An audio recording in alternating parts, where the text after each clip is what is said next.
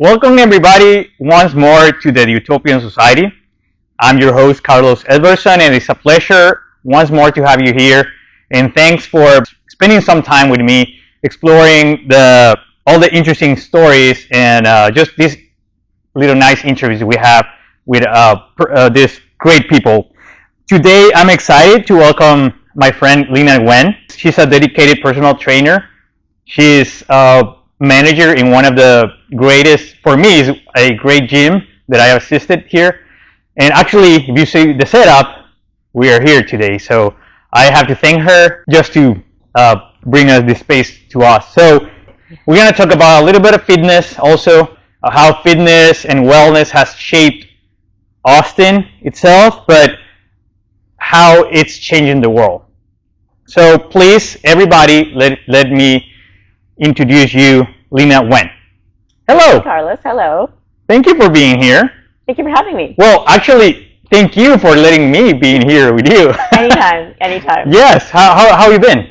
I've been great. Yes? Yeah. It's been a fun weekend. It's yes? beautiful weather out. Did you get your workout in today? I did. Yeah. So we're here at Heat Bootcamp, which is the gym I manage in Austin. Mm-hmm. And I love to put myself in the schedule on Sundays because Great. It gets me out of bed.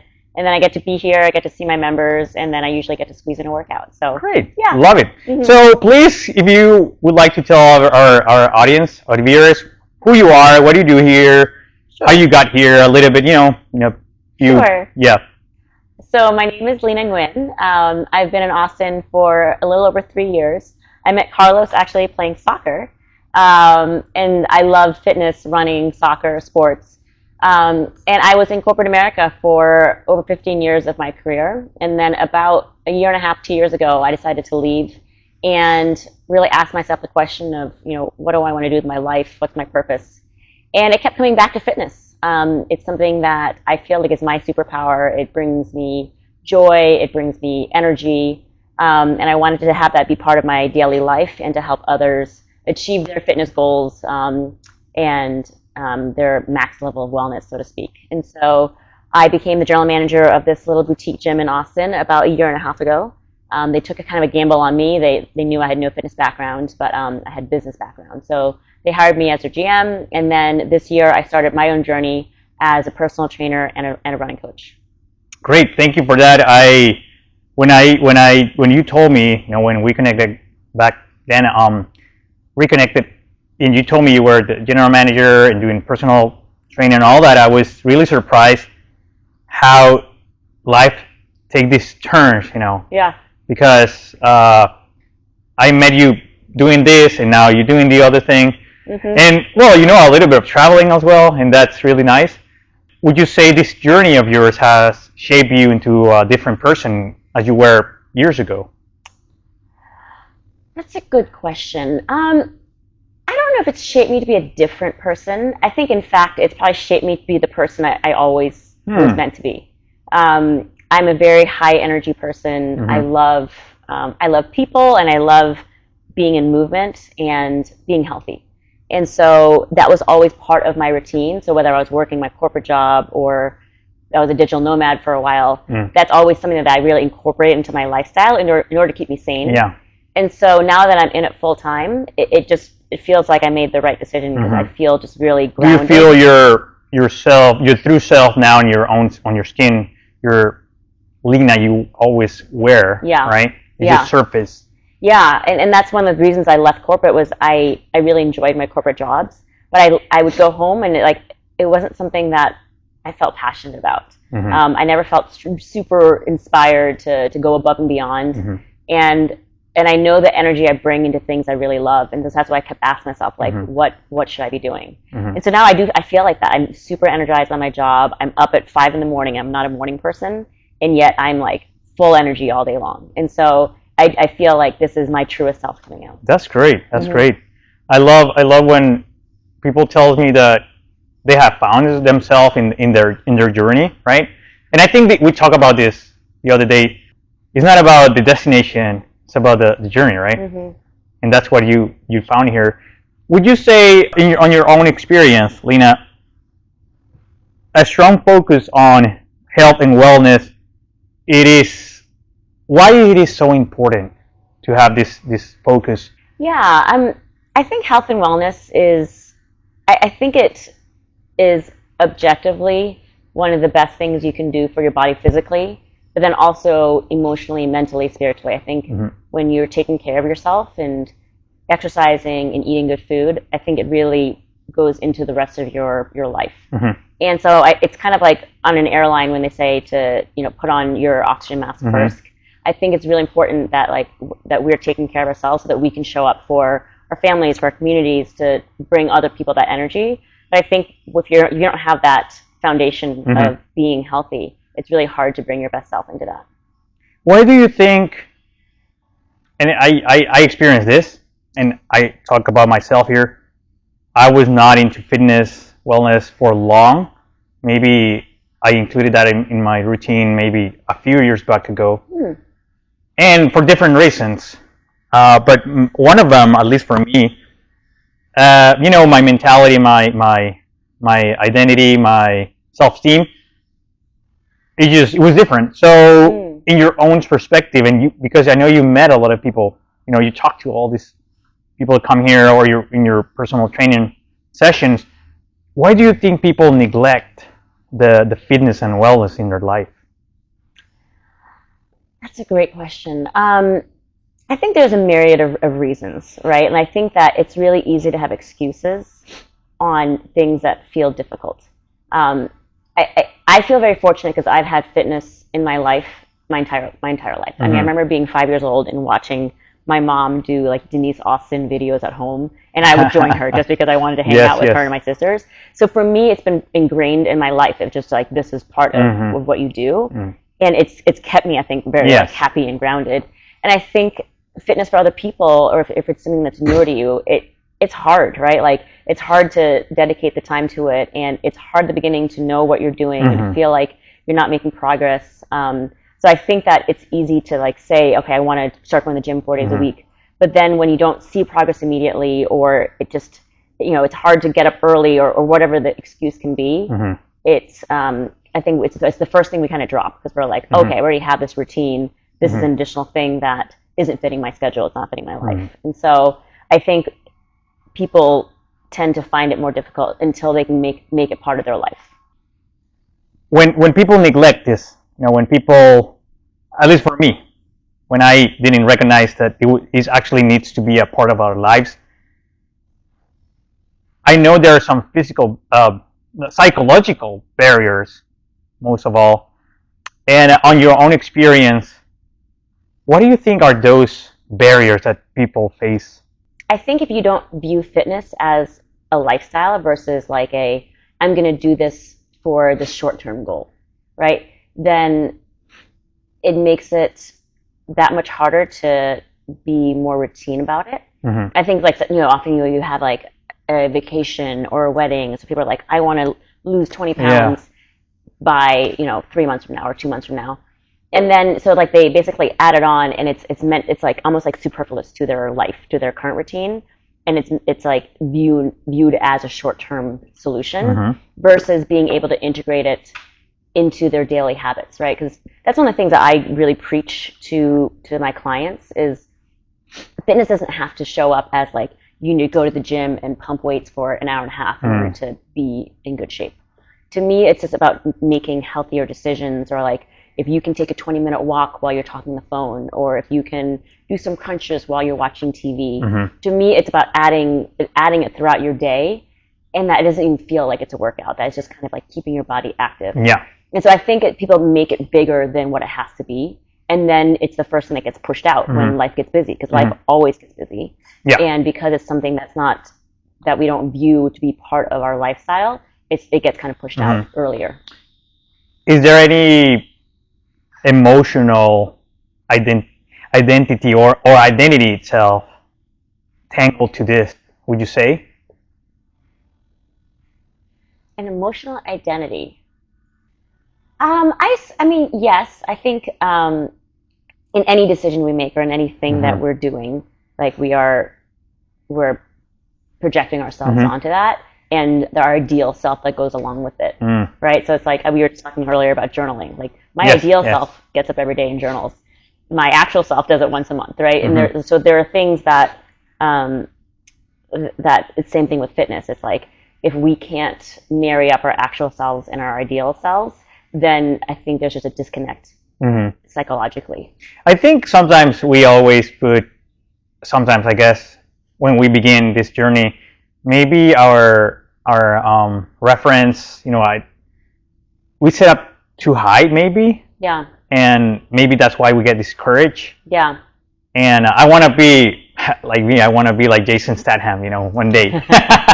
I love the transporter movies, but of course I'm not gonna get like him like as a reference in not even a year. Maybe if I put the work into it, but I try to be realistic because I work, right? I work full time.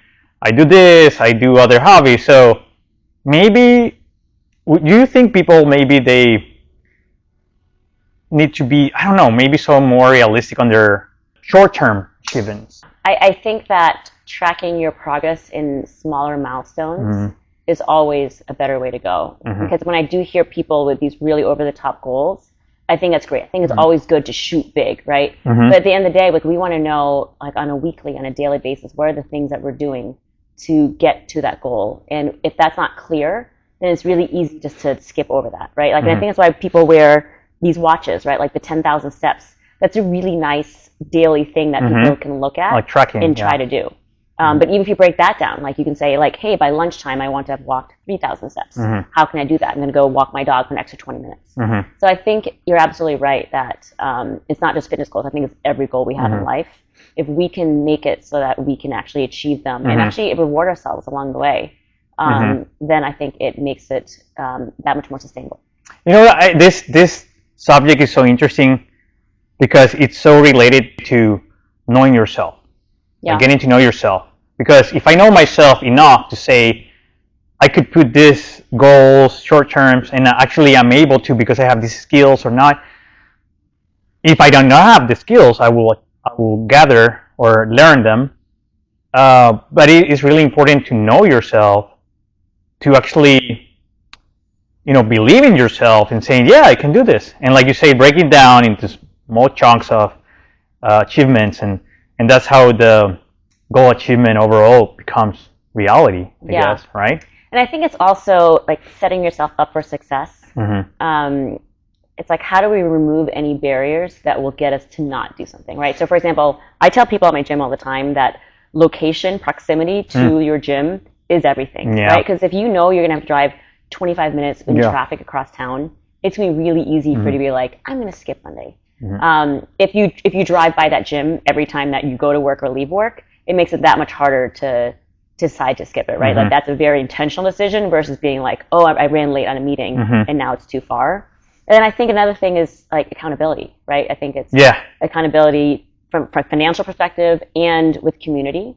I think it's much easier to say no to yourself than to say no to a friend. So if you are make an appointment to go for a walk with a friend or go to a class with a friend, it's that much harder to be like, hey, I'm just feeling tired, right? You have to you have that extra level of accountability.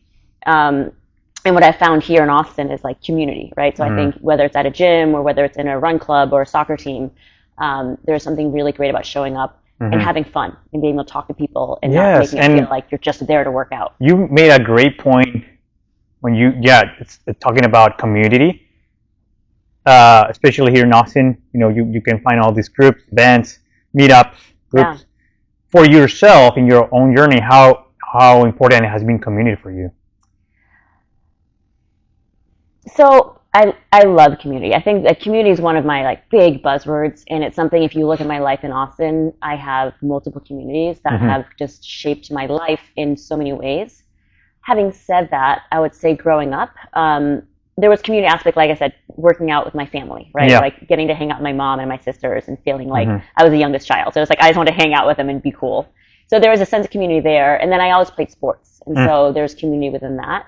So I've always loved that. Having said that, I'm still also very independent when it comes to the sports I've chosen.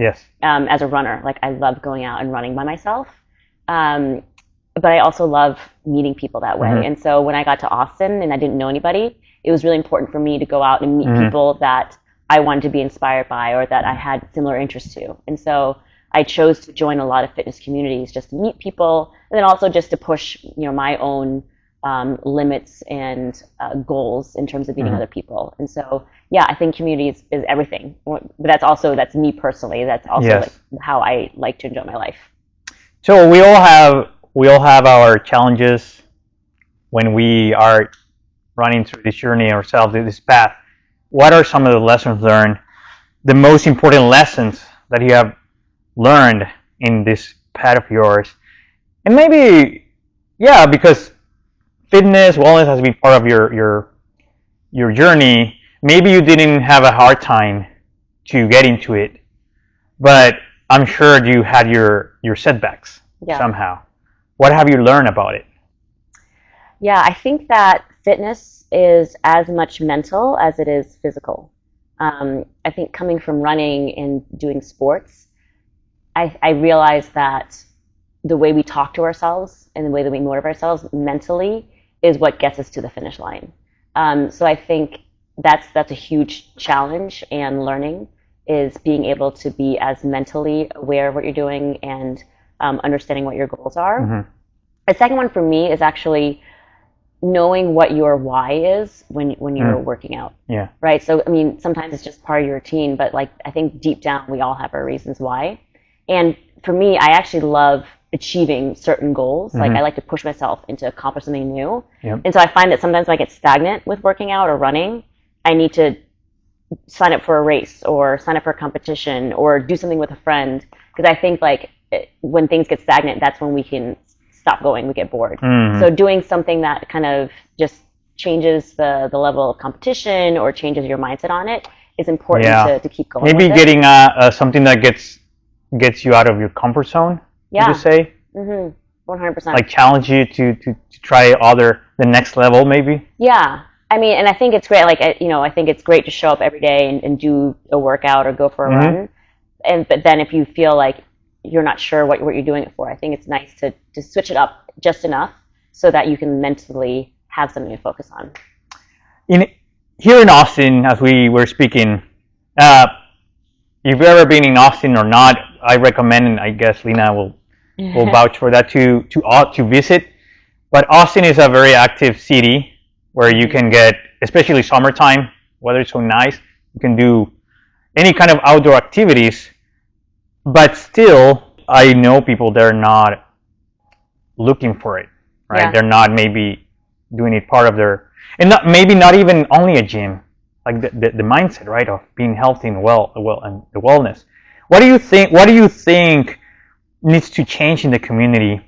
Maybe a mindset, maybe geographically, maybe more gyms. I don't know. What do you think it needs to change to make wellness more accessible to them?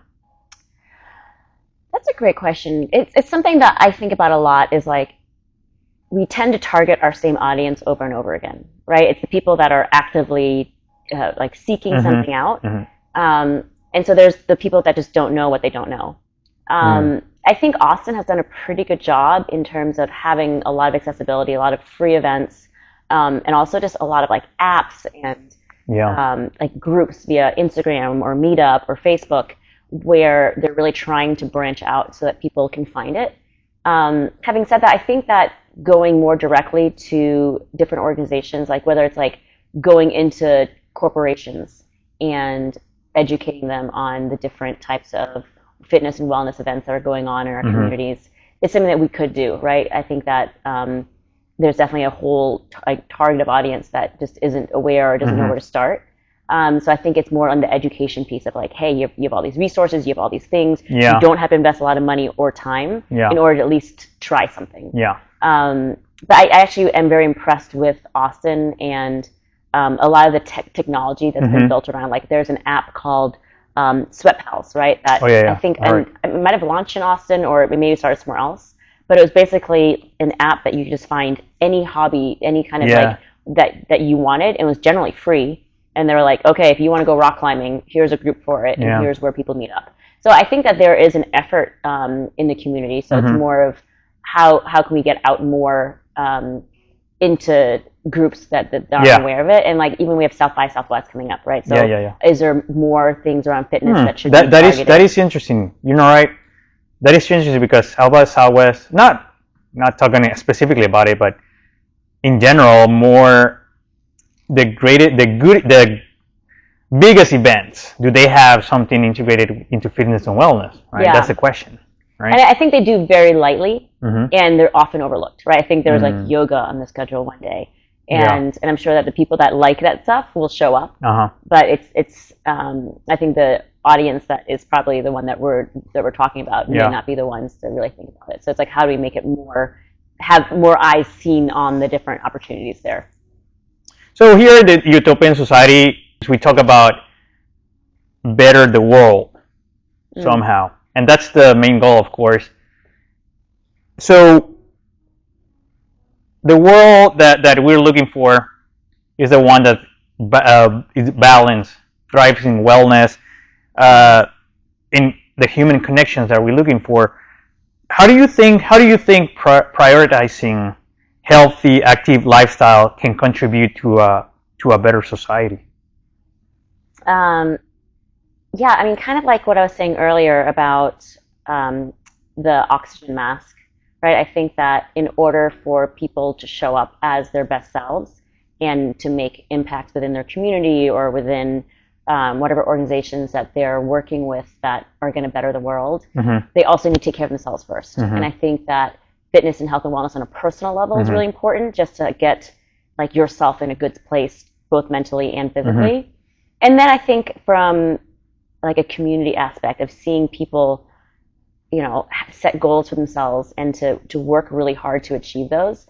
It's something I really love about running, for example, is that there's not really shortcuts in running, right? Like if you want to run a marathon, there's not really like a magic shoe or a magic diet that you can take to get to that marathon. Maybe to get faster, but I think to actually do that marathon, you have to put one foot in front of the other and run miles. And I think there's something really beautiful and cathartic to that, of like putting in the work. And I think that translates into life, right? Like I think the way you do one thing is the way you do everything. So like having the confidence in yourself and like working to achieve something, I think can give people such a sense of accomplishment and self-confidence. And I think that it will start extrapolating into other aspects of their lives, the way they treat people. Because I think when you treat yourself well, that starts pouring out into everything else you're doing. And I think there's a ripple effect that you see, like the communities where people are really healthy. I think that everyone as a whole like looks happier. They're helping each other. And so yeah, I think it starts with ourselves and our like full capacity to be at our physical and mental best. Well, we're almost finished here. Just a couple more questions. Thanks for all your energy here. I think I want to make a reference here, but also highlighting that wellness and fitness doesn't limit to only going to the gym, right? And I think that's a misconception, and I'm talking about myself here because I learned it when I was not into this path, that you need to be your healthy wellness is just going to the gym or working out. Or yes, I think it's a result of having a wellness mindset, right? How do you think people could start if they are struggling into it? If there's so many people struggling, and they might have the will, and they want to do it, but maybe they get discouraged because they come to the gym and they see all these fit people, right? And I'm not doing there, and it's a lot about, I would say, a lot about self-esteem. Sometimes, the majority of the time. Yeah. But what would be your advice if someone they feel it's too late, maybe, or that they cannot do it? What would be your advice? What's one step you will start with? Yeah. Well, the first thing I would reiterate is it's never too late. And I hate to say, like, to start, you just have to start, right? But I think maybe the first step is to, like, write it down, to say it out loud, what your goal is. Like, because I believe in the power of manifestation. And I don't mean that in terms of, like, manifesting and closing your eyes and just hoping that things show up for you. Yeah. But I think manifesting is also like declaring a goal or a vision, and then you're putting your energy towards that. Like you have an affirmation written on your mirror that says like you are a fit person, and you get to see that every day. It's going to inspire you to make decisions to go in that manner. And I think a simple step would be to tell a friend and see if you can get someone to join you in that, because I think there's something really beautiful about that. And I think everyone has some sort of fitness goals. And I think to your point of like, it doesn't mean going to the gym and benching, a bunch of barbells, right? I think that it can start by like going for a walk. Yeah. To me, going for a walk is one of the most beautiful things you can do. Or any sports, any hobbies that keeps you active, right? Yeah. Not necessarily has to be benching, like you said. Yeah. Yeah. And it's so funny because there's so many people I hear tell me that they're like, I'm going to start going to your gym when I'm fit enough. And I think that mentality is really tough, right? Because it's like there is this comparison and people feel very intimidated to go to a place where it feels like everyone is really in good shape. And it's a reminder that everyone started somewhere. And I remember the first time I came here for a class, I didn't know what I was doing. And realizing that everyone's in their own journey and not to say no one cares about yours, but like we're all in our own heads, like watching ourselves and picking ourselves apart. And so being able to just show up and get to focus on yourself, I think is part of that, right? Is reminding ourselves that everyone's in those shoes. And I will say that I used to train people for marathons, and I've seen people in their 70s and 80s that have never ran a mile in their lives finish a marathon, right? So for me, it's never too late, but it does involve like showing up for yourself and putting it out there. That's something that you want to achieve, and then just starting that process. Great. I love it. I love it. Well, thank you, Lina. This is the end of the interview. Thanks for your time. Thanks for sharing your story. That is very inspiring to us. I think it reminds us that fitness is not only about looking good, or in wellness also. It's not about only looking good on your shape, but also about overcoming challenges, learning about yourself, conquering yourself, right? Yeah. And I guess looking out for the best version of yourself in this, what it matters. So thank you for your time. If you want to say anything to our listeners here, viewers, want to invite them to the gym, how can they connect with you? Sure, absolutely. So like I said, I'm the general manager at Heat Bootcamp. This is one of the best gyms in Austin. We've been around for 20 years, and we do bootcamp-style classes that are meant for every level. And I invite anyone to come and take a class here. I was hired here, so I hadn't been here before, and it's become really one of my favorite workouts, but also one of the best communities I've been a part of. And so I welcome anyone to come try it. I'm also a personal trainer, so if you have specific goals that you're working towards and you want a more tailored approach, I would love to work with new people. And I'm also a run coach, and so if you have any goals between a 5K, 10K, marathon, whether you want to get faster or just do your first one, I've been a marathoner for most of my life, and so it's something that I really hold near and dear to my heart, and I love helping people to reach their goals there.